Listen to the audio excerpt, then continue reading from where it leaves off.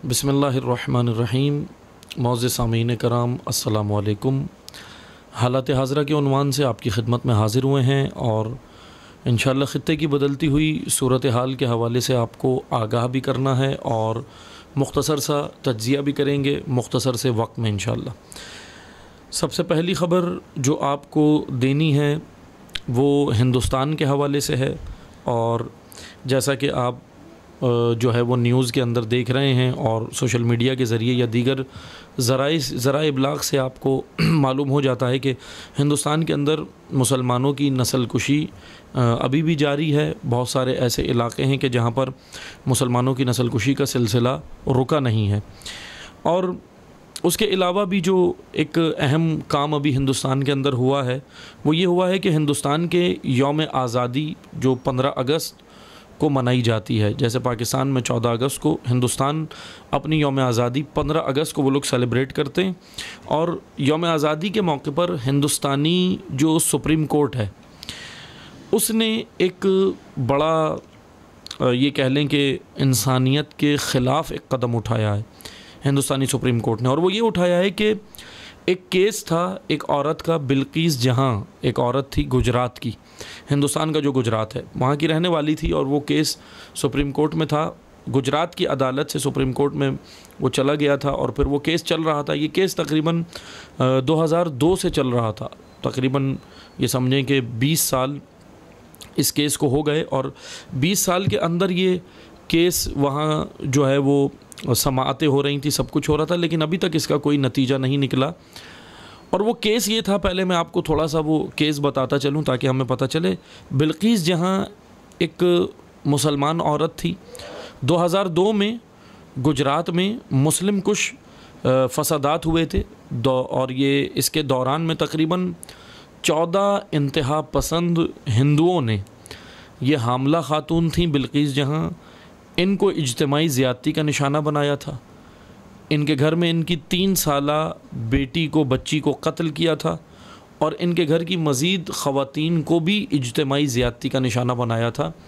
14 अफराद ने, ये 14 इंतहा पसंद हिंदू थे जो 2002 के अंदर ग़ालिबन 20 साल पहले जो फसादात हुए थे हिंदुस्तान के गुजरात में, हिंदू मुस्लिम फसादात, उसके अंदर इन्होंने ये ख़तरनाक काम किया था और ये इंसान घटिया हरकत की थी, इंसानियत से गिरी हुई हरकत की थी। और इसका केस बहरहाल गुजरात कोर्ट के अंदर और फिर सुप्रीम कोर्ट के अंदर भारत के वो ये केस गया। लेकिन ये केस अब उन्होंने किया ये है, इस केस के अंदर किया ये है कि जितने भी इसके अंदर जो 12 मुजरिम थे उसको हिंदुस्तान की जो सुप्रीम कोर्ट है उसने बाकायदा बचाने की कोशिश की और कहा कि तकरीबन हम इसमें ये करेंगे कि इनको बचाने की कोशिश की और मतलब बचाने की इस तरह कोशिश की इन्होंने कि उनको यौम आज़ादी की तकरीब के ऊपर जिनको उम्र कैद की सज़ा हो चुकी है, अब नहीं मालूम ये कौन सा कानून है वहाँ पर, अदालतें क्या कर रही हैं, कौन सी अदालतें हैं ये, कि जिनको उम्र कैद की सज़ा थी 15 अगस्त को उनमें से 12 मुजरिमों को जो है वो रिलीफ़ दी गई है बाकायदा। ये एक इंसानियत के ख़िलाफ़ एक बहुत बड़ा कदम उठा है और ये कदम जो है यकीनन भारत के सुप्रीम कोर्ट ने जो उठाया है ये यकीनन एक इंसानियत के ख़िलाफ़ कदम है। ह्यूमन राइट्स की तंजीमें, ह्यूमन राइट्स के इदारे, ह्यूमन राइट्स का नाम लेने वाली जितनी भी ऑर्गेनाइजेशंस हैं, तमाम की तमाम बहरहाल इस वक्त ख़ामोश हैं। किसी ने कोई अभी जो है वो कदम नहीं उठाया। जिस तरह हम देखते हैं कि अगर ईसाई ममालिक के अंदर, यूरोप के अंदर, यूक्रेन जैसे अभी जंग चल रही है रशिया यूक्रेन की, उसके ऊपर इंसानियत के लिए आवाज़ें उठाने वाले सब निकल आते हैं। लेकिन ये हमने देखा है और सब ने देखा है कि जहाँ भी मुसलमानों के बारे में या मुसलमानों के ख़िलाफ़ कोई भी कदम उठाया गया या मुसलमानों पर जुल्म व बर्बरियत की गई, वहाँ पर कोई भी ह्यूमन राइट्स की तंजीमें इस तरह इक़दामात नहीं करती कि जिस तरह जोश व वलवले के साथ दीगर मज़ाहिब के लोगों पर जुल्म व सितम के बारे में वो करती हैं। बहरहाल ये एक सवाल बनता है और ह्यूमन राइट्स के ऑर्गेनाइजेशन के ऊपर भी ये सवाल बनता है कि इस वक्त भारत के अंदर जो एक इंसानियत के ख़िलाफ़ जो इक़दामात हो रहे हैं उसके ऊपर कोई भी पुरसाने हाल नहीं है, कोई बोलने वाला नहीं है। दूसरी जानिब आपको एक और ख़बर जो देनी है वो ये कि रशिया और यूक्रेन की जो जंग है वो चल रही है, और माहिरीन के बकौल के ये जंग आलमी जंग में बदलती जा रही है। इस वक्त बरतानिया ने और अमेरिका ने अभी हालिया मज़ीद यूक्रेन के लिए मज़ीद बजट को उन्होंने पास किया है। यूक्रेन, अब जाहिर सी बात है कि हम आप सबको मालूम है, आप लोग ये देख रहे हैं कि यूक्रेन एक छोटा सा मुल्क, रशिया उसके सामने बहुत बड़ी पावर, लेकिन क्या रशिया अब तक उसको क्लियर क्यों नहीं कर सका? रशिया अब तक उस पर कब्ज़ा क्यों नहीं कर सका? उसकी बुनियादी वजह यह है कि रशिया वर्सेस यूक्रेन इस वक्त ये जंग नहीं चल रही, बल्कि रशिया वर्सेस नाटो ये जंग चल रही है। और तमाम का तमाम नाटो इस वक्त भरपूर तरीके से यूक्रेन की मदद कर रहा है, हर तरीके से। और ये जंग जो है वो किसी भी नतीजे पे नहीं पहुंच रही है, लेकिन यह है कि माहिरीन का ये कहना है कि ये जंग, नताइज इसके ये होंगे कि ये आलमी जंग बन जाएगी, तीसरी आलमी जंग, वर्ल्ड वॉर 3 की जानिब सूरत हाल जा रही है, जो यकीनन बहुत ख़तरनाक सूरत हाल बन सकती है। इसी के साथ ही रूस ने रॉकेट फायर करने वाले रोबोट कुत्ते की नुमाइश की है। यानी ऐसे रशिया ने रोबोट बनाए कुत्ते नुमा, जैसे कुत्ता होता है उसकी 4 टांगें होती हैं और मुंह होता है आगे, तो उन्होंने डॉग की तरह, कुत्ते के तरह के रोबोट बनाए हैं। रोबोट रूस ने रॉकेट फायर करने वाले, ये जदीद टेक्नोलॉजी रशिया ने इस वक्त जो है वो दुनिया को दिखाई है। और ये रोबोट करते क्या हैं, ये भाग कर, बैठ कर, छुप कर, हर तरीके से अपने हदफ को निशाना बना सकते हैं। जैसे एक इंसानी फ़ौजी होता है, वो फ़ौजी क्या करता है, छुप भी जाता है, भाग भी जाता है, बैठ भी जाता है, लेट भी जाता है, और डिफेंस भी करता है, अपना दिफा भी करता है, और फिर दुश्मन को निशाना भी बनाता है, मंजिल की जानिब बढ़ता है। बिल्कुल हूबहू इसी तरह ये कुत्ते रोबोट जो है वो बनाए हैं रशिया ने, डॉग रोबोट। और ये बिल्कुल मसलन जदीद टेक्नोलॉजी है और इसको बड़ा सराहा जा रहा है दुनिया में इस वक्त कि रशिया ने एक बड़ी अहम टेक्नोलॉजी जो है वो दुनिया को बताई। एक और ख़बर आपको देते चलें, अबू धाबी में इसराइली हुकूमत का सिफारतखाना इसराइल के मुस्तकिल हेडक्वार्टर में मुंतकिल कर दिया गया है। अबू धाबी में ये काम अभी हुआ है हालिया 1-2 दिन पहले, और इसराइली हुकूमत का सिफारतखाना जो ख़ुद इसराइली हुकूमत का, वहाँ पे एक किस्सा इस तरह है, मैं आपको बताता चलूँ कि अबू धाबी में तकरीबन एक पहले अमेरिका के अंदर वाइट हाउस में, अमेरिका की निगरानी में यूएई और इसराइल के ताल्लुकात को मसलन इसराइल के ताल्लुकात को मामूल पर लाने के लिए एक इजलास हुआ था और मुआहदों पर दस्तखत हुए थे। ये हुए थे 20 सितंबर 2020 को, 2020 में, यानी 2 साल पहले हुए थे।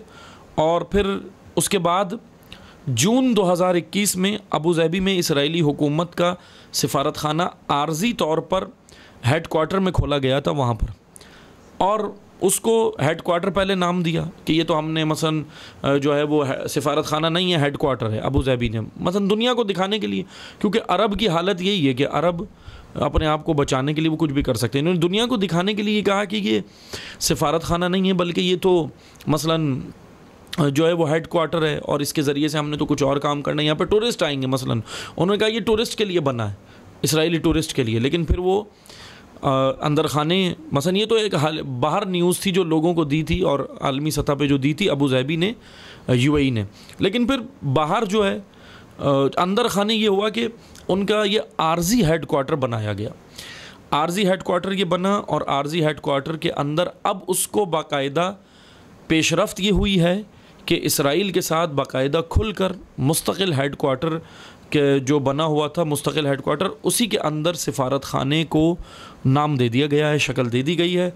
और यकीनन ये अब्राहम अकॉर्ड्स जो मुआहदा डोनाल्ड ट्रंप ने किया था, पिछले अमरीकी सदर ने, उसी के लिए एक ये बड़ी पेशरफ्त है। और इसराइल अरब के अंदर अपने पंजे गाड़ रहा है और बड़ी मजबूती के साथ गाड़ रहा है, और ये यकीनन ईरान के लिए एक ख़तरनाक चीज़ है, क्योंकि ईरान, जाहिर सी बात है, इसराइल का जो दुश्मन है, इसराइल जिसको अपना दुश्मन समझता है, वो ईरान ही है। और ये सारे इक़दामात दुनिया में जो इसराइल कर रहा है वो ईरान के ख़िलाफ़ ही कर रहा है। और अगर हम मज़ीद डीप में जाएं, हकीकतन दकीक निगाह से देखें, तो ये ईरान नहीं बल्कि इस्लाम के ख़िलाफ़ उसके सारे इक़दामात हैं। लेकिन उम्मत इस्लामिया, क्योंकि उम्मत इस्लामिया बटी हुई है टुकड़ों में, उम्मत इस्लामिया को परवाह नहीं है। उम्मत इस्लामिया में अगर हम देखें तो वो तो या तो टुकड़ों में बटे हुए हैं। ईरान के बारे में ये कह देते हैं कि ये एक सियासी मसला है, इसराइल और ईरान का, इससे जो है वो इस्लाम का कोई ताल्लुक़ नहीं है, ये कह के जान छुड़ा लेते हैं। दूसरी जानिब जो मुनाफिकीन हैं मुसलमानों में, वो अरब ममालिक हैं, जो यकीनन सबसे बड़े मुनाफिकीन हैं असर हाज़िर के। जिस तरह पैगंबर अकरम के दौर में मुनाफिकीन थे, इसी तरह आज भी मुनाफिकीन हैं, और ये मुनाफिकीन कुफ़ार के आलाकार हैं। कुरान अल-ऐलान कह रहा है, बार बार कह रहा है कुरान कि ये कुफ़ार के आलाकार हैं मुनाफिकीन।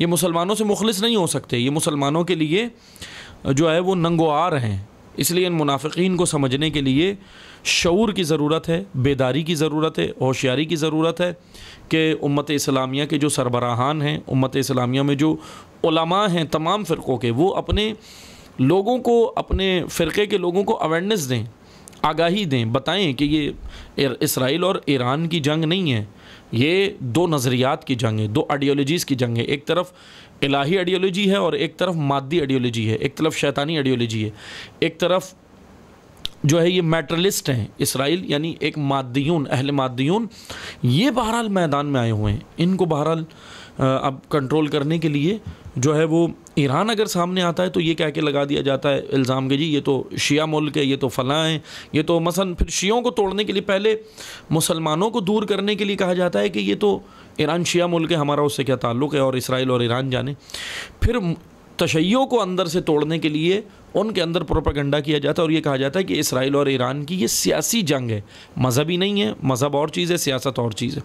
ये कहकर तशय्यो को भी दूर कर दिया जाता है, जो यकीनन एक बहुत ही ख़तरनाक काम है जो हो रहा है। लेकिन बहरहाल जिस तरह इसराइल अपने जो है वो कदम जमाने की कोशिश कर रहा है, अल्लाह ताला का वादा है मकरू व मकर अल्लाह वल्लाहु खैरुल माकिरीन। एक दुश्मन का मंसूबा है, कुफ़ार का मंसूबा, एक अल्लाह का मंसूबा है, और गालिब इंशाअल्लाह अल्लाह का मंसूबा आएगा। और ईरान भी मैदान में है, अपनी टेक्नोलॉजीज़, ड्रोन और सारी चीज़ें वो नुमाया कर रहा है, और रोज़ाना की बुनियाद पर कुछ ना कुछ मशक़ें कर रहा है और मज़बूत हो रहा है। और इंशाअल्लाह जो है उम्मत इस्लामिया मुत्तहिद हो तो इसराइल का ख़ात्मा हो सकता है। आखिर में बस मैं आपको जो अहम तरीन ख़बर है, आप सब देख रहे हैं, सोशल मीडिया पे चल रही है, आप सब ये ख़बरें जो है वो इस वक्त सुर्खी बनी हुई है, हेडलाइन है, और वो है पाकिस्तान में सैलाब की तबाहकारियाँ। बलूचिस्तान के अंदर, अंदरून सिंध के अंदर, इंटीरियर सिंध के अंदर और पंजाब के कुछ इलाक़ों के अंदर तबाही सैलाब ने मचा दी है। बारिशें यकीनन इस बार जो है वो बहुत ज़्यादा हुई हैं, जो एक्सपेक्ट थी उससे कई ज़्यादा, एक्सपेक्टेड जितना लोग कर रहे थे, जो एक्सपेक्टेशन से बढ़कर हुई है यानी बारिशें। तो यकीनन बारिशें अपनी जगह, और फिर सैलाब की रवानी और ये सारी चीज़ें जो यकीनन इस वक्त बहुत बुरी सूरत हाल में हैं लोग इस वक्त। और एक मैं यहाँ पर आपको अहम ख़बर और देता चलूँ इसी सैलाब के हवाले से। सैलाब ठीक है, एक कुदरती आफत है, और कुदरती आफत के सामने तो कोई भी कुछ नहीं कर सकता, और इसलिए नेचुरल चीज़ है, उसको तो हमने जो है वो देखना है और उसके लिए इंतज़ामात भी करने, बचाव की कोशिश भी करनी है। सैलाब आना, बारिशें होना हर मुल्क में होता है, खाली पाकिस्तान में ही नहीं हुआ, और पाकिस्तान में भी पहली बार नहीं हुआ, कई बार हुआ है। सैलाब आए हैं, कई बार आए हैं, इससे ख़तरनाक सैलाब आए हैं, पाकिस्तान की हिस्ट्री है। लेकिन एक काम जो पाकिस्तान में होता चला आ रहा है, मसलन होता ये कि जब सैलाब आता है तो लोग उसमें लग जाते हैं लोगों की मदद के लिए। बेशक करना चाहिए, बहुत अच्छी बात है, लगें उसी में लगें, क्योंकि फ़र्स्ट प्रायोरिटी, पहली तरजीह जो है वो लोगों की इमदाद है, उनको खाना देना है, उनको कपड़ा देना है, रिहाइश देनी है, ठीक है, ये अच्छी बात है। लेकिन एक जानिब से हमारी नज़रें हटा दी जाती हैं, और वो ये है, मैं आपको हालिया ख़बर देता चलूँ, सैलाब तो आया अपनी जगह, ठीक है, कुदरती आफत थी, वो तो ठीक है, लेकिन सबसे ज़्यादा तबाहकारियाँ जो कुदरती आफत से इतनी ज़्यादा तबाहकारियाँ नहीं हुई जितनी अंदरून सिंध और पंजाब और बलूचिस्तान में जागीरदारों, वडेरों और चौधरियों की वजह से हुई हैं। अब आप ये कहेंगे कि ये किस तरह, तो मैं आपको ये बताता चलूँ कि चौधरियों की, जागीरदारों की, बड़े पॉलिटिशियंस की, सियासतदानों की, या ब्यूरोक्रेट्स की, या सियासतदानों के अंडर चलने वाले लोगों की ज़मीनें अभी भी महफूज हैं। अंदरून सिंध के अंदर उनकी ज़मीनें महफूज हैं, पंजाब के कुछ इलाकों में भी उनकी ज़मीनें महफूज हैं। उसकी वजह क्या है? कुदरती आफत है, वो तो सबको डुबोना था। क्यों ये बच गई ज़मीनें? उसकी वजह यह है कि पानी का रुख इन्होंने, जैसे ही पानी आता है, बंद टूटते हैं, पानी आता है, जो भी सिलसिला होता है, तो ये चौधरी, जागीरदार, वडेरे, इन्होंने पानी का रुख जो इनकी ज़मीनों की जानिब होता है, ये क्या करते हैं? पहले तो उस पानी को ये रोक के रखते हैं, स्टॉक करते हैं, क्योंकि फ़सलों के लिए पानी चाहिए होता है। गरीबों की फसलें तबाह होती हैं, आम आदमी की फसल तबाह होती है, उससे इनको सरोकार नहीं होता। लेकिन ये जो ऊपर का तबका है, ये करता क्या है? ये चौधरी, जागीरदार, वडेरे पहले पानी को स्टॉक करके रखते हैं और इनकी ज़मीनें पूरे 12 महीने इनको पानी मिलता है। इनकी ज़मीनों पे फसलें बेहतरीन बनती हैं, कभी भी इनकी ज़मीनों की फसलें जो है वो ख़राब नहीं होंगी, पानी इनके तंगी नहीं होगी। फिर जब पानी एक्स्ट्रा होने लगता है तो फिर उस पानी को ये उन गुराबा, उन गरीबों की, उन जो है वो निचले तबके, मुतवस्सित तबके और गरीब तबके की जो ज़मीनें हैं, बिल्कुल मिडिल क्लास या मिडिल क्लास से नीचे के जो लोग हैं, उनकी जानिब ये क्या करते हैं? पानी को खोल देते हैं, उनकी ज़मीनों की जानिब खोल देते हैं। और इस वक्त भी यही काम हुआ है। बहुत सारे गांव देहात जो डूबे हैं वो सैलाब से नहीं डूबे। कई गांव देहात जो डूबे हैं वो चौधरियों और जागीरदारों ने जो अपना पानी इधर छोड़ा है, इनकी ज़मीनों की जानिब रुख किया है, उससे ये डूबे हैं। ये जुर्म है, बहुत बड़ा जुर्म है जो इस वक्त पाकिस्तान में हो रहा है और कोई पुरसाने हाल नहीं है, कोई पूछने वाला नहीं है। इस वक्त आवाम को शऊर की ज़रूरत है, बेदारी की ज़रूरत है, होशियारी की ज़रूरत है।